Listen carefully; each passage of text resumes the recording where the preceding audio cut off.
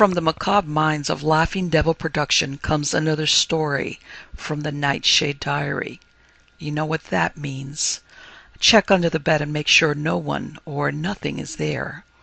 Is the closet door securely shut?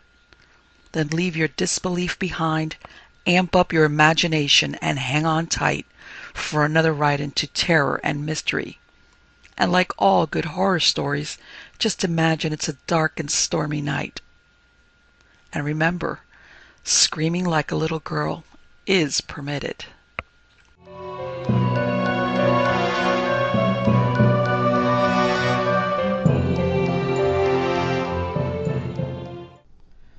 The Candy Skull by Ray Bradbury.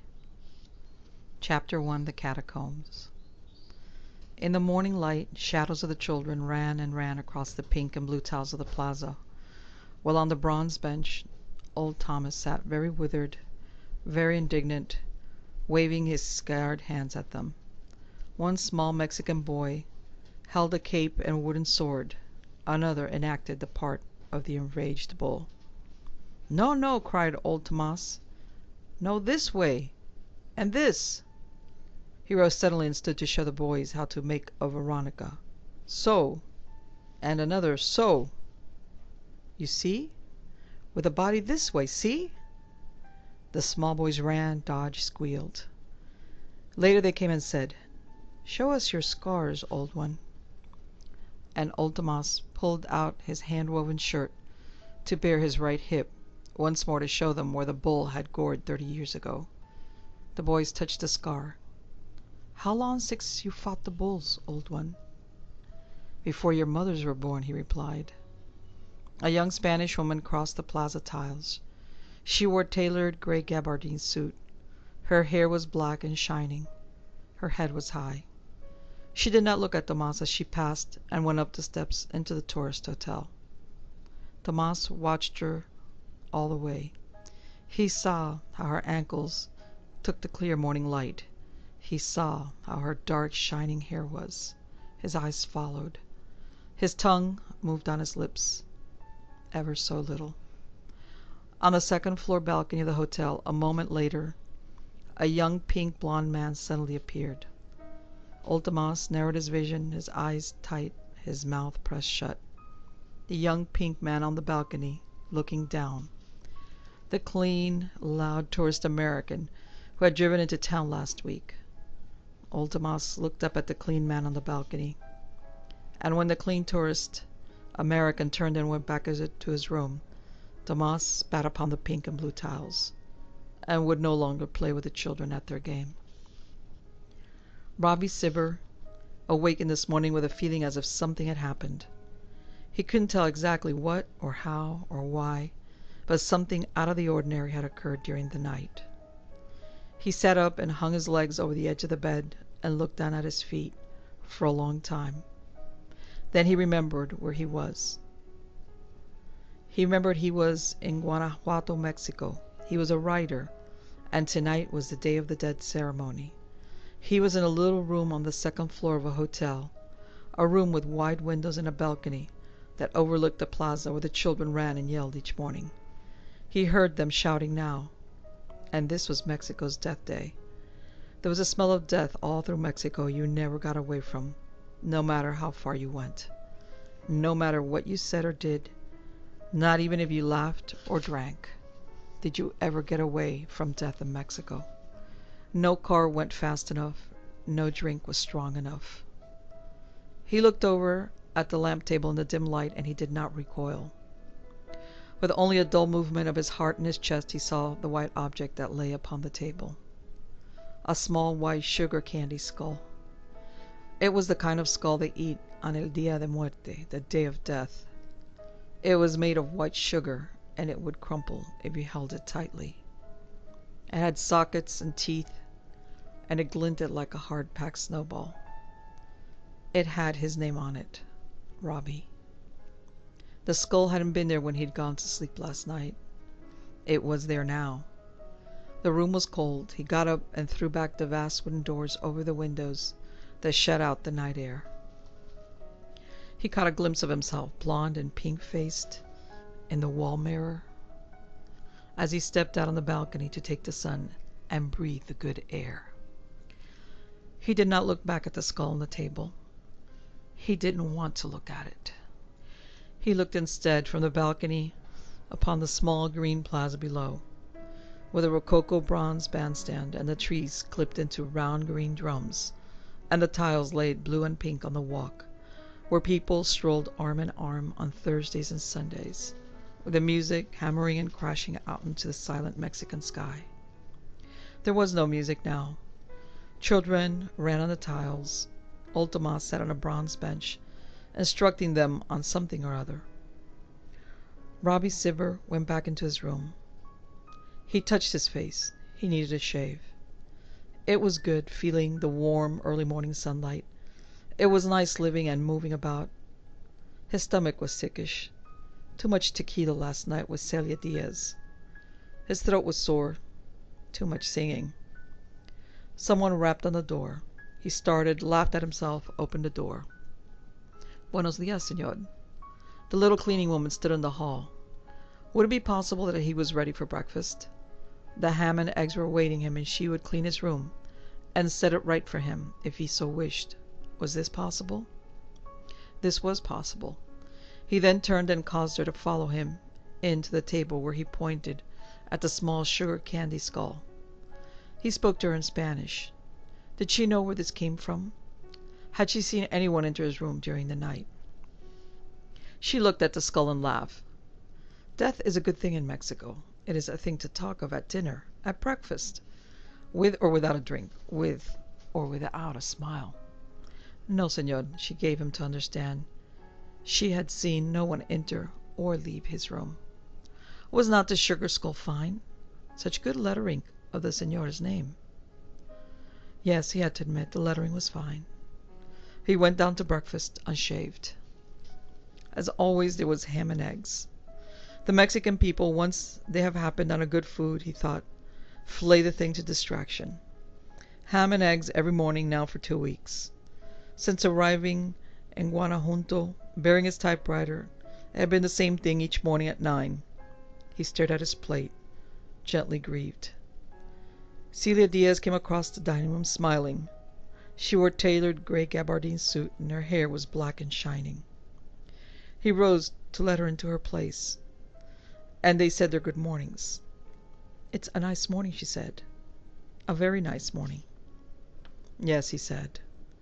She had dark hair, a great lot of it, and dark eyes, large and inquiring and gentle, and full lips, and she did not look as a woman looks getting up in the morning. She was an anachronism. She looked as if it was 8 o'clock, the core of the evening, everything in its highest point, everything fresh and delightful. He looked at her. He didn't look away. You are tired, she said quietly. I am, he said. I came to Mexico a tired man. I live in Mexico a tired man. And I shall leave Mexico a tired man. It is a continuous state, having nothing to do with wine, women, or guitars. Nor is it the altitude which frequently causes me to have hot and cold flashes in the middle of the afternoon. No, it is none of these. Perhaps I know what it is, she said, not flickering her steady gaze that was always on him. You couldn't possibly know, he said. But I do. No, you'd never guess. He shook his head. I know Americans. They are always afraid of the same thing in Mexico. They always look over their shoulders in fear. They do not sleep. They digest poorly. They laugh and say it is the changing climate. It is not, she said. I know what it is. He put down his fork. What then is it? Death, she said. The sunlight fell through the wide French window and touched upon half her face, and it illumined all the silverware and blazed upon the painted wooden bowls hung from the walls. She placed a small candy skull on the table. I stopped at your room just now, she said. The cleaning woman was there. I saw this on your table. He looked at the skull. You're afraid, she said. The lettering was very exquisite, very fine.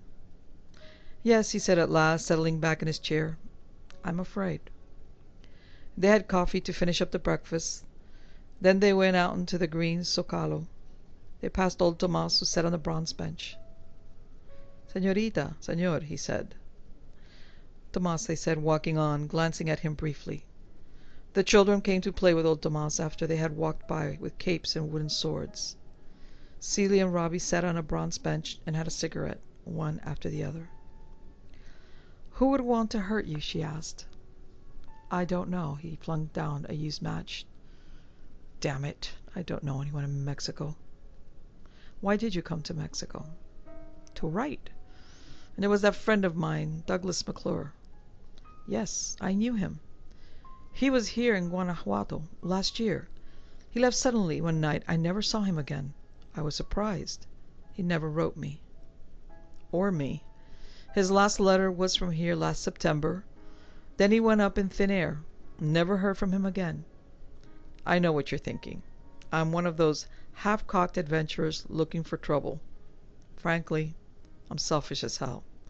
I came down to collect material for my novel. On the side, I'm looking for McClure. He wrote about you, Celia, in 3 of his letters. That's why I thought you might be able to help me." "I am not much good." She lifted her hands. "1 week he was here, the next gone. He was very nice. We talked much and had many dinners together. When he vanished, I said to myself, 'Ah, these Americans.' I did not worry." "Did you look for him in Acapulco?" She smiled slyly. "Acapulco? That's all I hear. Everyone tells me, 'Go to Acapulco.' That's where all the people go who vanish. I went. I didn't see any beachcomber that looked like Douglas McClure. Anyway, he was in this town last of all. His letters about you were very flattering, Celia. I thought, well, maybe this Celia Diaz has a Spanish sweetheart who got jealous of Douglas and killed him." "That is all very flattering and romantic, but hardly true," she said. "I am the modern Mexican woman. I am disliked by my people. I walk alone. I do not follow the customs, but I am no one's woman yet. There was no jealous sweetheart to hurt your friend. Tell me of this sugar skull you found in your room." "I'm warm," he said. "I must be close to Douglas. Some nights I almost feel how close he is to me. I expect to run into him at the Thursday night band concert, or in a bar. Whoever left this sugar skull in my room was pretty silly. If they think they can scare me off, they're wrong. I'm scared, but I won't go away. The sugar skull is a mistake. It only confirms my suspicions. They should have let matter stand, not bothered me. Maybe I am close to Douglas, but maybe I would have missed the next clue. Miss Douglas and gone back to the United States next week." "Maybe you can't miss the next clue," Celia replied logically. "Maybe they knew your next move was so obvious you couldn't miss your friend. Therefore they warned you before you made the move. Not a very pleasant warning. What is your next move?" "I don't know." "But they know. It's not something you'd have to do today, but something you'd have to do before you finally left town next week." "What would that be, Señor Roby?" "What would you do in the next week? What would you see that you have not already seen?" He had the answer. She saw that he had the answer, and she put her hand swiftly to gentle him. He drew deeply on his cigarette and flickered his eyes, and his breath came in and out of him in deep moves of his lungs. "Tell me," she said after a time, "what is the one place where you have not been that you will go before you leave town next week?" He took a deep breath, let it hiss out slowly. "The catacombs," he said. Chapter 2. The Funeral. The graveyard was at the top of the hill. It looked over the town. The town was hills, hills that issued down in trickles, and then creeks, and then rivers of cobblestone into the town, to flood the town with rough and beautiful stone that had been polished into smooth flatness over the centuries. It was a pointed irony that the very best view of the town could be had from the cemetery hill, where high thick walls surrounded a collection of tombstones like wedding cakes, frosted with white angels and iced with ribbons and scrolls, one against another, toppling, shining cold. It was like a cake confectioner's yard. Some tombs were big as beds. From here, on freezing evenings, you could look down at the candlelit valley, hear dogs bark, sharp as tuning forks, banged on a flat stone, see all the funeral processions coming up the hill in the dark, coffins balanced on shoulders. Robbie Sibber stood halfway up the hill looking at the cemetery wall. "Don't go up today," said Celia. "Can't you wait until tomorrow?" His voice was flat. "No. Now that I've thought of it, it's the one place. It was in my mind all the time, but I wouldn't go look. I wouldn't let myself believe until today. I had to look every place else first. The last place I wanted to look was in the catacombs. I've heard of that horrible place and those mummies standing wired against the wall." He walked up the hill slowly and looked at a little soft drink stand. He laughed wearily. "It's warm, Celia. Have an orange crush with me. We need something." "You look sick." "I'm going to be a whole lot sicker. I'm going to be sick all the rest of my life after today." They stood in the sunlight drinking down the bottled drinks, making foolish sucking noises on the bottlenecks with their lips, not thinking anything. He finished the bottle and looked at the little girl who tended the stand. She held the little candy corpse in her hand. She was eating it. He didn't move. He watched her eat it. Then he turned, sighing, and walked up the hill, not talking, with Celia's shadow, moving long and easy beside his own shadow, up and up, to where the wrought iron gate swung, squealing, opening on ancient hinges to the graveyard. By the church, by the plaza, under the dark green trees, the people sat waiting. They waited for something to happen. When it happened, they would get up and run around and be part of it. The sun was lowering over the many hills, showing in dull flashes the tin sidings of the silver mines high up. The people waited in the square until finally it was very dark. Robbie Sibber came down the street slowly. He stopped and looked in the many windows. He went in one place and had a beer. Celia was with him, would not leave him. He didn't think of her, though. It wasn't important. Douglas McClure was up on top of that hill right now, in the catacombs. You walked up the hill and paid the graveyard attendant $1, and he flung back a steel door, and you went down a spiral stone stair into the earth, into the catacombs.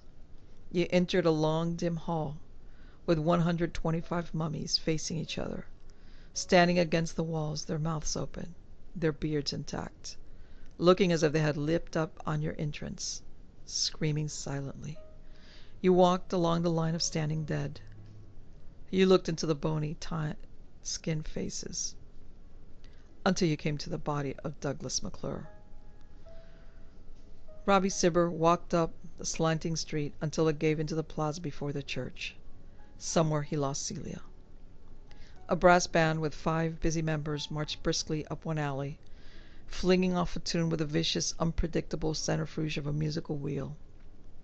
The men in hand-woven pants beat drums, spat into trumpets, or chewed lovingly their long black clarinets. Robbie heard them dully, with no appreciation, as they moved by him. "What will you do now?" "I don't know. I'm sick. I'm afraid. Tonight I need people all around me, on all sides, to protect me. I need noise. I'm going to stay here in the middle of the fiesta until Celia comes. I won't go up any dark alleys. I won't go alone one moment. I'll stand here in the plaza where he can't get me." "Who?" "The person who killed Douglas McClure." The band marched up on the bandstand, played Yankee Doodle. It came out of the horns of the strange loss, changed by the breath that blew it and the minds that thought it before the blowing. It was not quite Yankee Doodle. It was something frightening. "I'm going to be killed," thought Robbie Sibber. "Don't talk like an ass. Go to the police." What good would that do? Maybe they already know about McClure's body being in the catacomb, but kept it quiet so as not to get in trouble with the American government. Those things happen. A bull was carried into the square. A papier-mâché bull carried on the shoulders of old Tomas, grunting and charging about. The bull rested on a reed frame, or what appeared to be reeds. How did Douglas McClure die? He had a strange hole between his eyes. A bullet hole? No, a strange kind of hole. I don't know. The people jumped up from the benches. Something exploded. Old Tomas, lighting fuses on the bamboos and reeds under his papier-mâché bull, ran about the plaza chasing people before him. The bull erupted. Involuntarily, Robbie cried out. The bull gave off great balls of flame. From tubes under the bull shot out, one after another, brilliant, round, blazing fireballs that hit, streamed, gushed into the crowd. The crowd buckled, fell back, closed in. Old Tomas shuffled forward, the bull on his shoulders, laughing. The bull's eyes glowed, flashed, banged out long traces of yellow and orange fire. There were hidden Roman candles, dozens of them, in and under the bull. All these stabbed the air, spurting, beating the children mercilessly with swift fire. The children waved red handkerchiefs. The bull charged. Everyone screamed and laughed. Under the green, unmoving trees, people stumbled and fell over benches to get out of the way of the fire-throwing bull. A little boy caught a fireball in his shirt front, leaped into a trough, splashing. Now the bull was all afire, all aglow, all illumination. People held onto each other, panting, holding their sides, gasping for breath from the flame. Robbie Sibber let himself be taken into the crowd. He began to run, first slowly, his face ashen, then more swiftly. He felt the need to be at their very center, to whirl, to fall, to laugh, to clutch at them, to use them as shields for himself against whoever might be watching and waiting for him. And he wanted to forget. He ran and laughed. At first it was not a very good laugh. Then it was hysterically exhausted. But he kept leaping hedges as the bull charged first at him, then at someone else. The bull whirled in all directions, booming out firecrackers. An immense cloud of smoke filled the air. Somebody set off a dozen rockets, which pierced the sky and blew out into a grand high architecture of red across the stars. The bull charged again.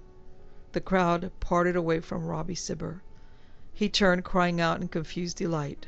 For a moment there was no fear but the simple fear of the firecracker bull and old shambling Tomas. A fireball caught him on the ear. He cried out. There were explosions. He felt something hit him in the arm. He dodged. He laughed. He stumbled over somebody. Celia was there. He saw her in the crowd at the edge of the square, standing watching his wild gyrations. He freed himself by pushing and shoving and shouting all through the roiling mob until he made a path through her to her. He almost fell as he reached her. She looked at him with a look of ancient, tired horror.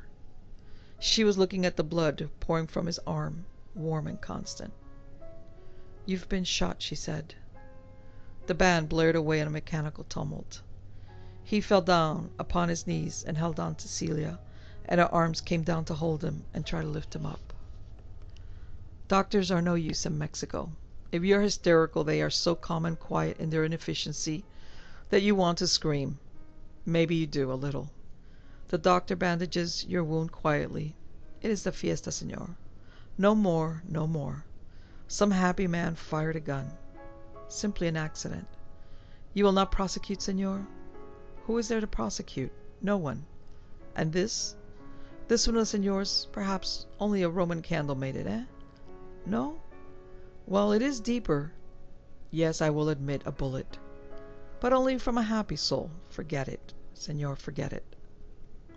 Robbie Sibber came from the doctor's office, Celia with him.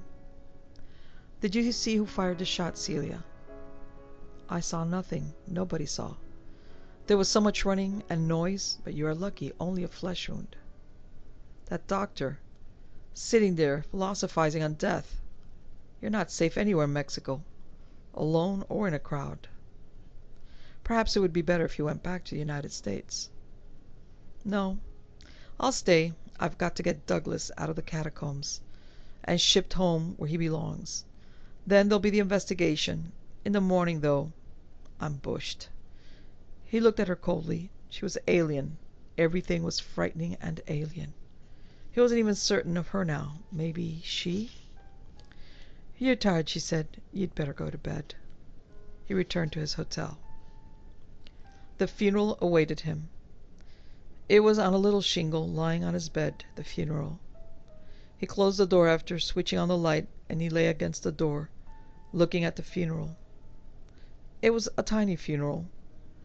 There was a tiny priest with a tiny nut for a head, holding a tiny black book and raising a tiny hand in a holy gesture.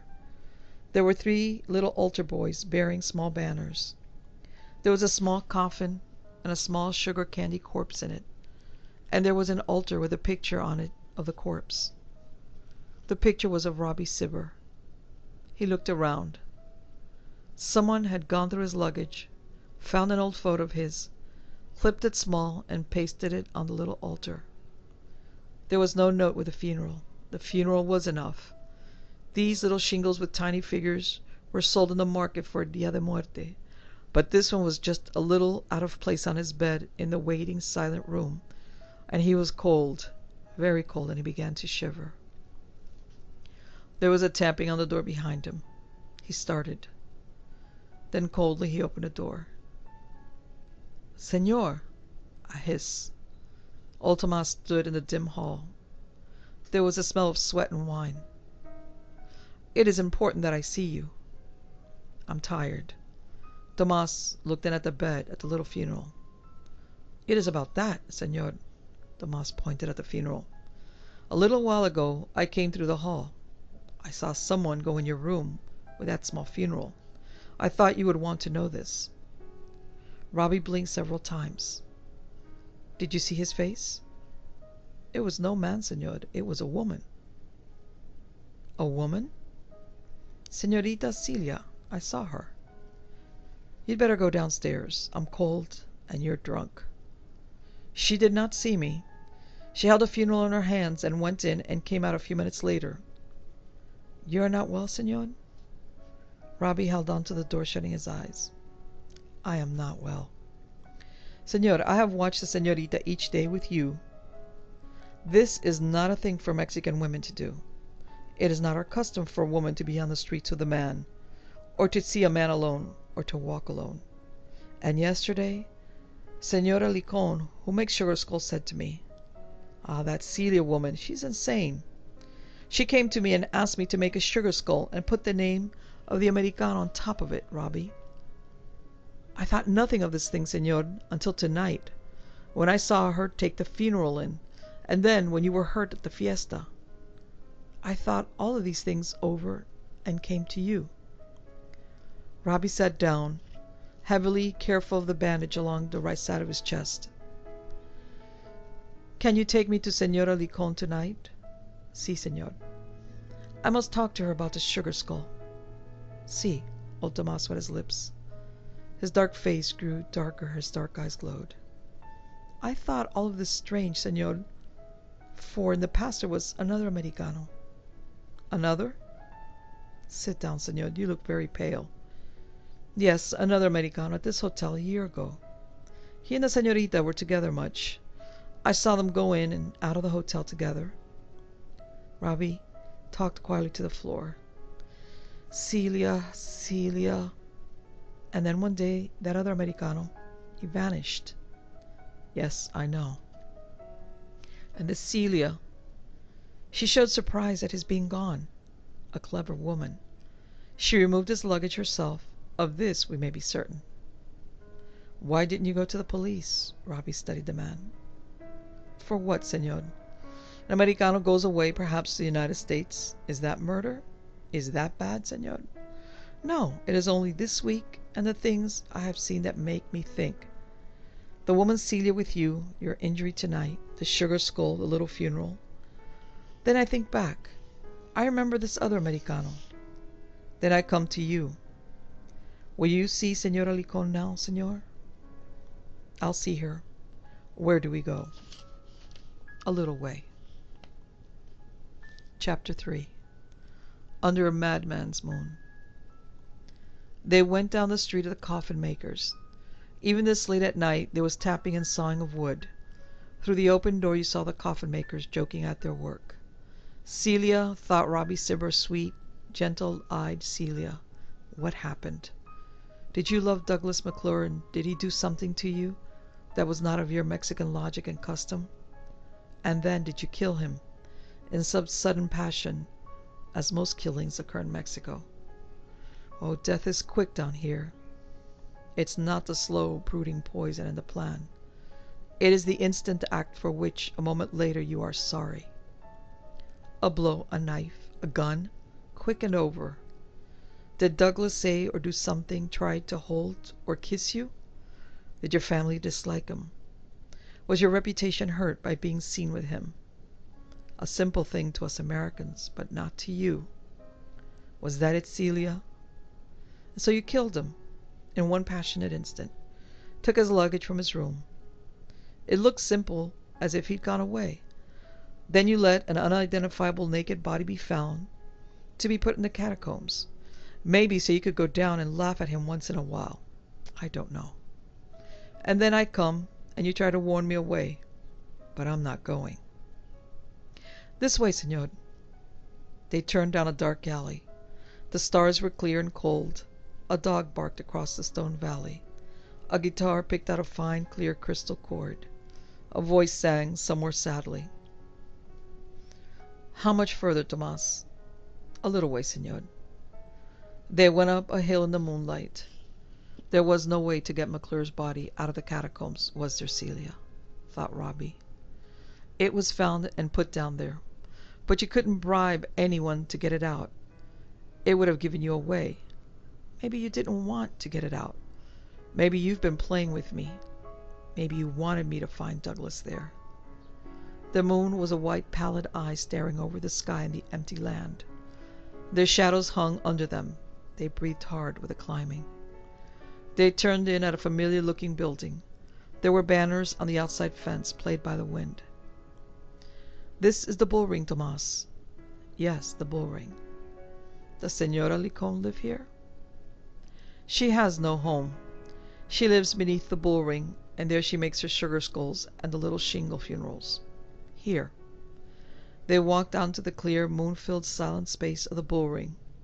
The sand was a white, dimpled sea. The barreras, the stands, went around in moon-drenched circles, empty and quiet. How do you feel, senor? Not so good. That was a climb. Look over there, said Tomas. They looked. Tomas walked to a black bundle that lay on the sand. Why, senor, someone has left a bullfighter's equipment here. There was a scarlet cape. There was a little bireta, and there was some tiny black ballet slippers and a sword which shone in the light.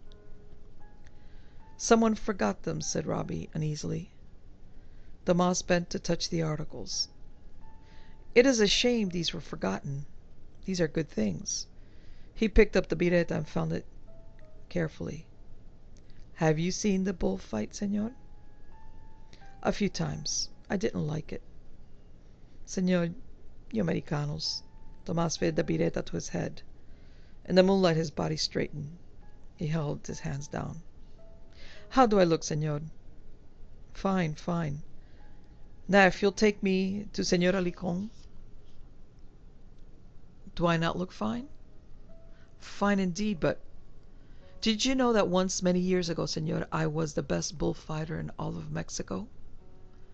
Undoubtedly, but please, senor, to listen. Tomas was very tall suddenly, with the moon over him casting his shadow long on the sand. Suddenly he was not hunched. The muscles were released, the dark chin was up. The old eyes flashed with new fire. Once I fought 3 bulls here, in one day, he cried. Oh, there were people in all the barreras to the sky. When I was done, they cut off the ears of the bulls and gave them to me.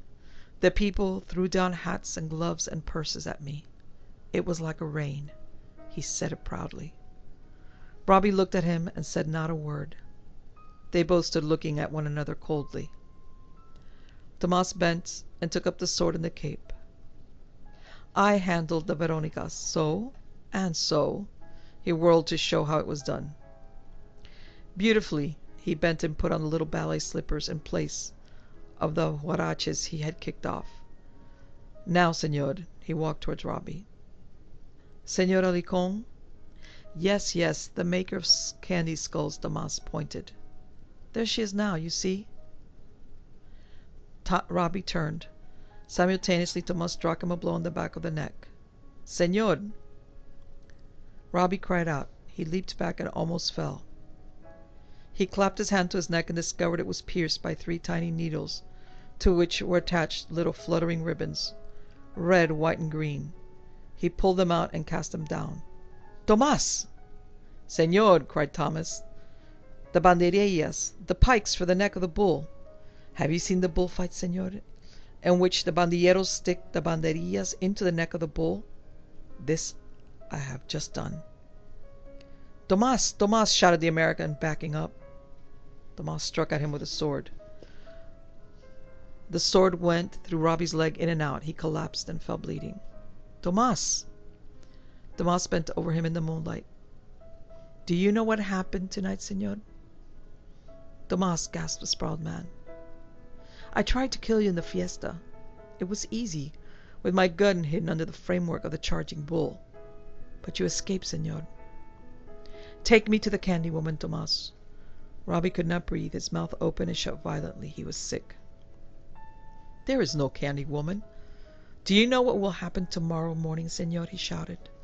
Tomorrow the woman Celia will ask for you, and you will be gone from the hotel. Your luggage gone.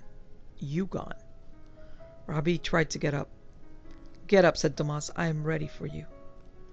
Robbie gained his foot. Pain was firing his wounded leg. He stood swaying. Tomas, you're crazy. Put down the sword, you fool. No. Why should you want to kill me? Because. Tomas adjusted the bireta on his head. It would have been ridiculous save for the pain and the blood and the stark moonlight and the clear sky. I'll shout, said Robbie. People will hear. You would not do that and spoil the game, senor. Then would I have to kill you quickly? The sword between the eyes. Robbie shivered. He saw Douglas McClure in the catacombs again. Now the strange hole in the skull was understood. The hole of a bullfighter's sword. This was how McClure had died. We shall have a little game, senor. I am the greatest toreador in the world. You, senor, will be the bull. You will charge me. I will lead you on. You will charge again. I will nick your arms, your legs, your chest. The moon will watch, and the stars will fill the barreras. What have I done, Tomas? Each day I have watched you go in and come out of the hotel. I have seen Celia with you. She is of us. She is not of you. Tomas stood there tall and proud. In the sunlight you walked and laughed and did not speak to me. Each day I saw you touch her and laugh with her. And I hated you, senor. Yes, even as I hated the other one. The one last year who went in and out of the hotel. The young Yankee. The ridiculous tourist. And Celia had only eyes for him. As now it is only you she sees. She has no eyes for Tomas. Tomas was once the toast of all Mexico. From Osaka to Guadalajara, Monterrey. No, Tomas is old now. No longer can he dance in the ring. No bull would look at him, much less a woman. Tomas is not fit for swine. People spit on him. Tomas was gored by a bull many years ago. He made a jerking motion of his hand. The smooth flat of his belly was revealed under his shirt, the scarred, flat, brown belly with a gore mark deep puckering it. See, senor, see? My mark of honor. My profession. But what are scars to young women? You walked and laughed with her. I watched. I watched her with the other, and when I could no longer see them together, I guided him here one night. I, the toreador, and he, the silly animal, and I killed him. Now you have come, and you too shall die. Tomas, I hold nothing against you, old man. I am not old, raged Tomas, running slightly forward, making a vicious sweep with the sword. She thinks me old, yes. That Celia one. Each day she passes me on my bench, does not look at me, and each day of each year I've gazed at her beauty as she walked, and I said to myself, these Yankees shall not have her. As many as come to walk with her I will kill. 1, and then 2, and then 3, perhaps a dozen before I am caught.